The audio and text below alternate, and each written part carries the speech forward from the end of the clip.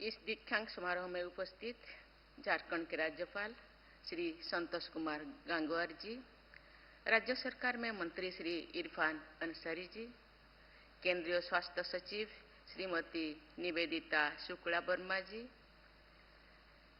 President AIIMS Deoghar doctor N K. Arora ji, AIIMS Deoghar के कार्यकारी निर्देशक व सीईओ प्रोफेसर सौरभ रेष्टे जी, गणमान्य अतिथिगण, प्राध्यापकगण एवं अभिभावकगण, प्रिय विद्यार्थियों, देवियों और स्वजनों, सभी को नमस्कार और जोहार। ये मेरा परम सौभाग्य है कि भगवान शंकर की असीम अनुकंपा से श्रावण मास में बाबा नगरी वैद्यनाथ धाम देवघर में आने का अवसर मुझे प्राप्त हुआ है। इस परम पावन धरती पर ज्योतिर्लिंग भी है और शक्तिपीठ भी है। शिव और शक्ति दोनों के आशीर्वाद से सिंचित इस पवित्र धरती को मैं नमन करती हूँ। आज का ये दीक्षांत समारोह परंपरागत श्रावणी मेला के दौरान आयोजित हुआ है। ये कहा जा सकता है कि हम सभी की और विशेषकर एम्स देवघर की पूरी टीम की ओर से बाबा देवघर धाम, बाबा बासुकीनाथ धाम और हृदय पीठ की कृपा की धारा बह रही है। एम्स देवघर के साथ मेरी विशेष स्मृति जुड़ी हुई है।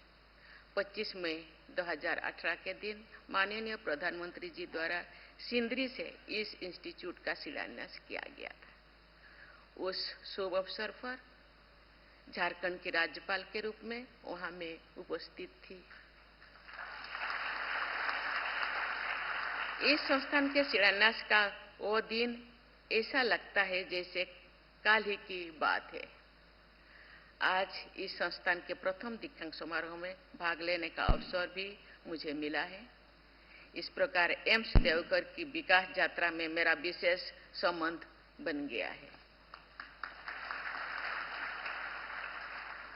झारखंड में एम्स देवघर जैसे उत्कृष्ट संस्थान की प्रगति को देखकर मुझे विशेष प्रसन्नता हो रही है कि इसके लिए मैं एम्स देवघर से जुड़ी वर्तमान और पूर्ववर्ती सभी लोगों की प्रशंसा करना चाहती हूँ।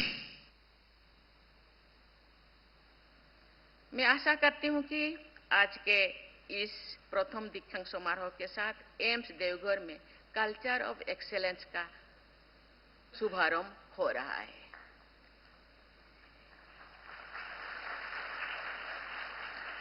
ये प्रथम दीक्षांत समारोह इस संस्थान के स्वर्णिम भविष्य का पहला सोपान सिद्ध होगा। इस विश्वास के साथ मैं यहाँ की पूरी टीम को बहुत बहुत शुभकामनाएं देती हूँ। इस दीक्षांत समारोह में उपाधियां प्राप्त करने वाले विद्यार्थियों को मैं हार्दिक बधाई देती हूँ। जिन विद्यार्थियों ने अपने उत्कृष्ट प्रदर्शन के परिणाम स्वरूप पदक प्राप्त किए हैं, उनकी मैं विशेष सराहना भी करती हूँ। सभी प्राध्यापकों और अभिभावकों को भी मैं बधाई देती हूँ। मुझे ये देखकर बहुत प्रसन्नता हुई है कि आज पदक प्राप्त करने वाले जो मंच पे आए हैं, उन विद्यार्थियों में बेटियों की संख्या अधिक थी।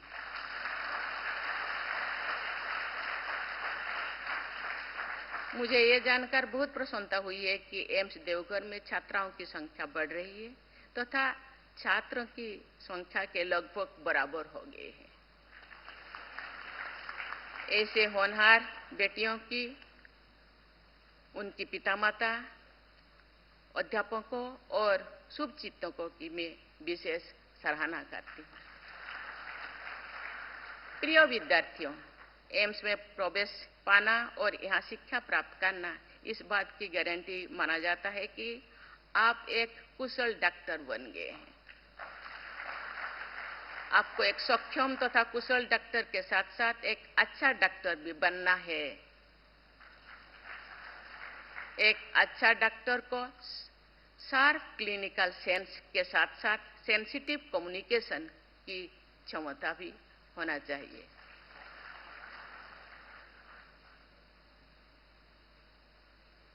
हम सबने देखा है कि कुछ ऐसे डॉक्टर होते हैं जिनसे परामर्श करने के बाद पेशेंट और उनकी परिवारजन बेहतर महसूस करते हैं।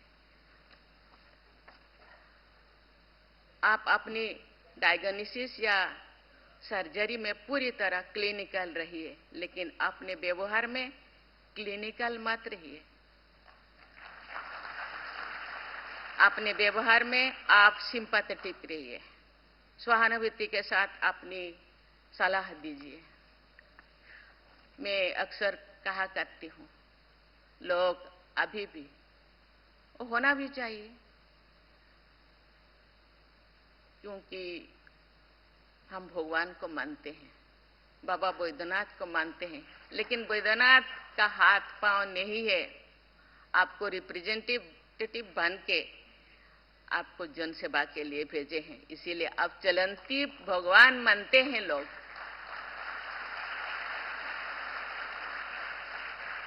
प्रिय विद्यार्थियों, एक अच्छा डॉक्टर होना बहुत बड़ी बात होती है। एक अच्छा इंसान होना उससे भी बड़ी बात है। नैतिकता, करुणा और परोपकार की भावना के साथ आप सभी प्रतिभाशाली युवा डॉक्टर अनगिनत लोगों के जीवन में उजाला कर सकते हैं। बहुत से मरीज और उनके शुभचिंतक डॉक्टरों को देवदूत ही नहीं बल्कि साक्षात भगवान ही समझते हैं।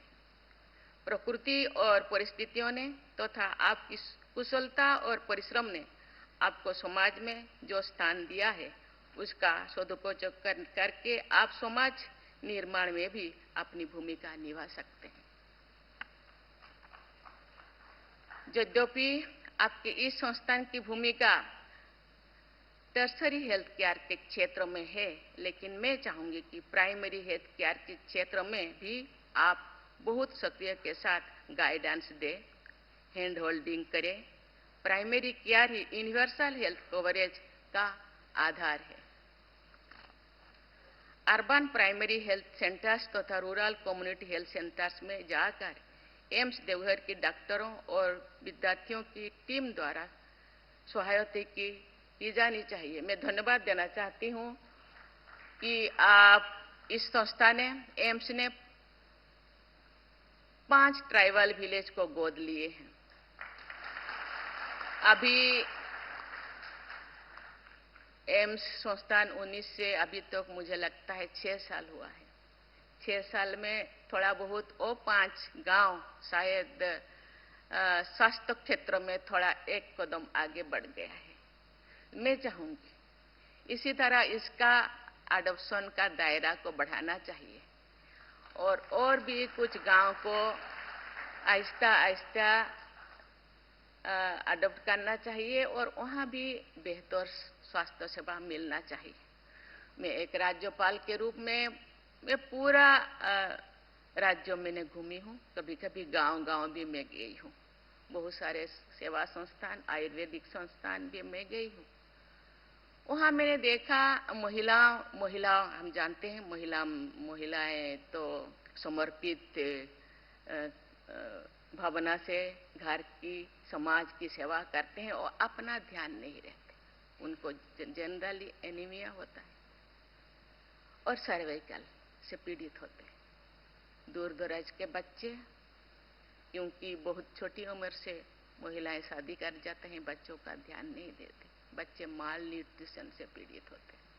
इसीलिए ये जो अडॉप्शन का दायरा को बढ़ाना चाहिए और वहाँ के लोगों को बीच बीच में, क्योंकि मैं पहले भी कह चुकी हूँ कि इनका सलाह, डॉक्टरों के सलाह को ये भगवान का एक वाक्य, गीता के वाक्य, भागवत के वाक्य जैसा वो पालन करते हैं।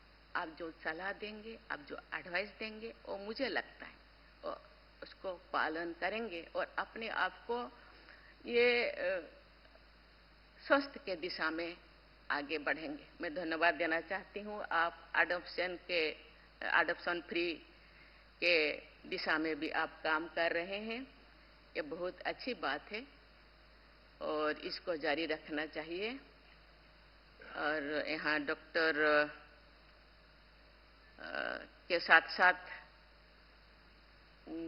मंत्री महोदय भी है, इरफान साहब भी है, और बहुत अच्छी चीज है। हम कहते हैं हेल्थ इज वेल्थ, जान है तो जहान है। हम काम करने के लिए, घर का काम करने के लिए, समाज का काम करने के लिए, राज्य का काम करने के लिए, देश का काम करने के लिए हम तैयार है, लेकिन पहले तो हेल्थ ठीक होना चाहिए। इसी दिशा में मुझे लगता है आपका काम केवल एम्स या अपना ड्यूटी के साथ साथ समाज के काम पे ही भी थोड़ा बहुत ध्यान देना चाहिए, और आपने शुरू किए हैं, इसीलिए आपको मैं बहुत बहुत धन्यवाद देना चाहती हूँ।